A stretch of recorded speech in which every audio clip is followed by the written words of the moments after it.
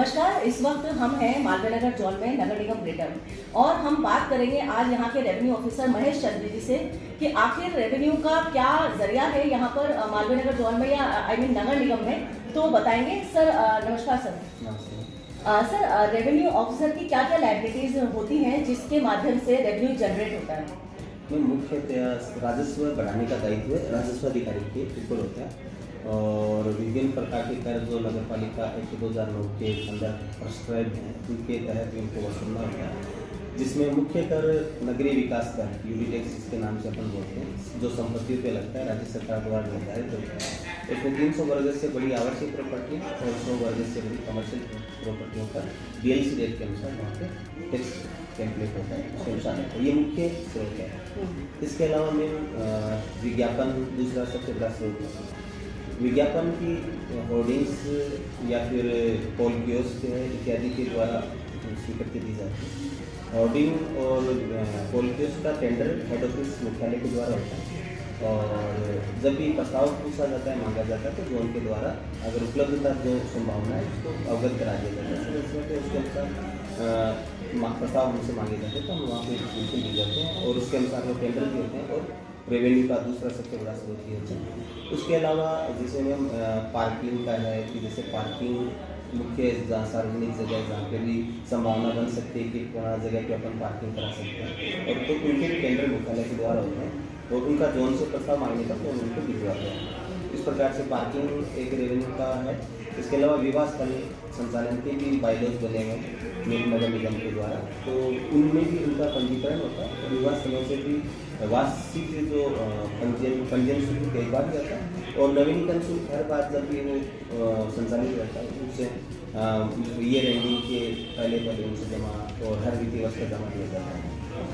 हाँ, इसके अलावा जैसे ये डेयरी बूथ हैं जो गवर्नमेंट जब भी गाइडलाइन जारी करती है कि नए बूथ हैं तो जिनको डेयरी बूथ आवंटन हो जाते हैं, जारी करना आवंटन करना गवर्नमेंट की स्वीकृति होती है। उनके बाद में आवंटन करने के बाद हर साल जितनी उनसे जो शुल्क है वो वसूलना, इस प्रकार ये राजस्व। सर आपने जैसे बताया कि पार्किंग को लेकर भी आप लोग व्यवस्था बनाते हैं और इसके अलावा जैसे सर हम जानना चाहेंगे कि आजकल पार्किंग वाले एरिया में ज़्यादातर तो अवैध पार्किंग होती है, कार पार्किंग करके चला जाता है व्यक्ति या वहाँ पर ठेले खड़े हो जाते हैं, जैसे ठेला माफिया गैंग समझ सकते हैं आप, जो इकट्ठी हो जाती है वहाँ पर और धीरे धीरे उस एरिया में न्यूसेंस फैलने लगता है, जाम लगने लगता है। वहाँ पे से वहाँ के जो रहवासी होते हैं, स्थानीय जो नागरिक होते हैं, उन्हें बड़ी परेशानी होने लगती है। उस बारे में आप लोग क्या कोई कार्रवाई करते हैं सर?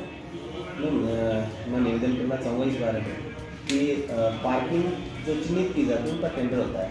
टेंडर होने के बाद जो संवेदक उसको लेता है उसका दायित्व होता है कि उसको जो गाइडलाइन या जिन शर्तों के तहत पार्किंग है उनके अनुसार वो पार्किंग मौके पे करवाएगा और उतना शुल्क उनके द्वारा वसूल किया जाता है उसके पैटर्न जो भी वाहन चालक है उनसे। दूसरा, जिनकी पार्किंग संचालन नहीं किया गया है या फिर इनका होता है तो उसका प्रस्ताव बनाया जाता है। अच्छा, क्योंकि जितने मैक्सिमम हैं जो चिन्हित किए गए हैं उनके टेंडर ऑलरेडी मुख्यालय द्वारा किए गए हैं। हाँ, तो इसमें बिल्कुल अगर मान लो उसके अलावा अगर कोई करता है तो विजिलेंस की टीम प्रत्यक्ष से बनी हुई है, अगर किसी भी प्रकार का अतिक्रमण होता है तो। सर एक प्रश्न जानना चाहेंगे आपसे कि जैसे अभी आपने कहा कि हर चीज़ के लिए सिस्टमेटिक चीज़ें होती हैं।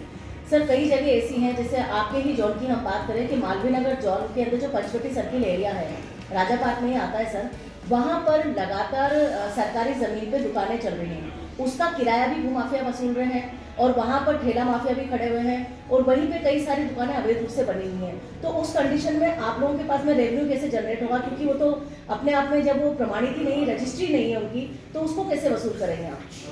इस प्रकार का हालांकि प्रकरण हमारी जानकारी में नहीं है।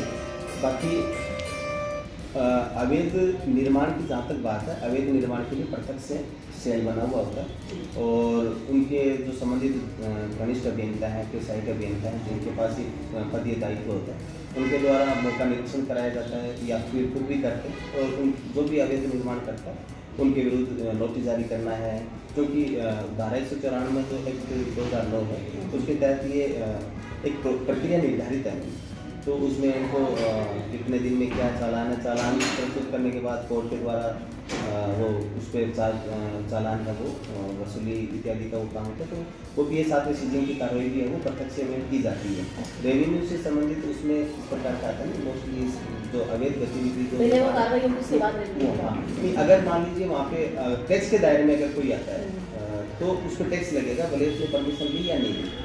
सर जो फूड के लिए ठेले लगाते हैं उनसे किस तरह से आप लोग, क्या उनके लिए कोई पास बनता है या वो परमिशन लेते हैं या वो अवैध रूप से ही खड़े होते हैं? मैं इसमें मैं आपको बताना चाहूँगा, जैसा आपको जानकारी भी होगी कि एन्यूलम योजना के तहत इनको शहर में वेंडिंग जोन और नॉन वेंडिंग जोन निर्धारित है। आपने इसके बोर्ड भी अलग अलग जगह पर लगे होते हैं। तो वेंडिंग जोन एरिया में ठेला लगा सकता है, उसके लिए उनको जो एन्यूलम सेक्शन है उनके द्वारा उनका सर्वे किया जाता है और उनका बाकायदा एक नंबर जारी किया जाता है रजिस्ट्रेशन के तहत। तो नॉन वेंडिंग जोन मतलब एक तरीके से रजिस्टर्ड ठेले वाला हो गया। हाँ, वो फ्लोटिंग भी हो सकता है और मान लो इसलिए करके अस्थायी रूप से, मतलब स्थायी रूप नहीं होगा। उसमें कई सारे नियम होते हैं, जैसे फसाई का लाइसेंस है या फूड लाइसेंस जिसकी मैं बात कर रही हूँ, आरएमए लाइसेंस है, क्या इनके लिए भी लाइसेंस वगैरह जरूरी होते हैं या फिर आप केवल इनको रजिस्टर्ड करते हैं? ठेले वाले थड़ी वाले हैं, अगर इस प्रकार का अगर उसमें नियमों में अगर इस प्रकार की मान लीजिए किसी इस प्रकार का मान लीजिए कोई व्यवसाय है